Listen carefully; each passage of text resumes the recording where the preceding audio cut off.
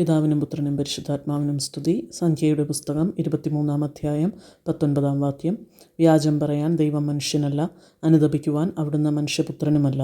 പറഞ്ഞത് അവിടുന്ന് ചെയ്യാതിരിക്കുമോ? പറഞ്ഞത് നിറവേറ്റാതിരിക്കുമോ? ആമേൻ. ഈശോയിൽ പ്രിയരെ, നമ്മുടെ ദൈവപിതാവിൻ്റെ ചില സ്വഭാവ സവിശേഷതകളെക്കുറിച്ചാണ് ഇന്നത്തെ വചനം പറയുന്നത്. മനുഷ്യരെ പോലെ നമ്മുടെ പിതാവ് ഒരിക്കലും വ്യാജം പറയില്ല എന്ന് വചനം പറയുന്നു. സാഹചര്യമനുസരിച്ച് മാറി ചിന്തിക്കുകയും പ്രവർത്തിക്കുകയും ചെയ്യുന്ന രീതി അവിടുത്തേക്കില്ല.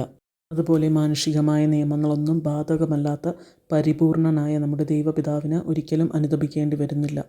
വചനത്തിൽ തുടർന്ന് നാം കാണുന്നത് പറഞ്ഞ കാര്യങ്ങൾ തമ്പുരാൻ നിറവേറ്റാതിരിക്കില്ല എന്നുള്ള ഉറപ്പാണ്. അത്രമേൽ വിശ്വസ്തനായ പരിപൂർണനായ ഒരു പിതാവുള്ളപ്പോൾ വിശ്വസിക്കുക, ആശ്രയിക്കുക. അവിടുത്തെ കൃത്യമായ സമയത്ത് അവിടുന്ന് നമ്മോട് പറഞ്ഞ കാര്യങ്ങൾ ചെയ്യുവാനായി ക്ഷമയോടെ കാത്തിരിക്കുക എന്നതിനപ്പുറം നാം മറ്റൊന്നും ചെയ്യേണ്ടതില്ല. സാഹചര്യങ്ങൾക്കനുസരിച്ച് മാറ്റം വരാത്ത, വ്യാജം പറയാത്ത പരിപൂർണനായ നമ്മുടെ ദൈവപിതാവിനെ പോലെ നമുക്കും നല്ല മക്കളായി ജീവിക്കുവാൻ ശ്രമിക്കാം. നമ്മുടെ ഹിതമല്ല, അവിടുത്തെ ഹിതം നിറവേറുവാൻ പ്രാർത്ഥിച്ച് നമ്മുടെ ജീവിതം മുന്നോട്ട് നയിക്കുവാൻ ദൈവം നമ്മെ അനുഗ്രഹിക്കട്ടെ. നിത്യം പിതാവിനും പുത്രനും പരിശുദ്ധാത്മാവിനും സ്തുതി. ആദിയിലെ പോലെ ഇപ്പോഴും എപ്പോഴും എന്നേക്കും. ആമേൻ.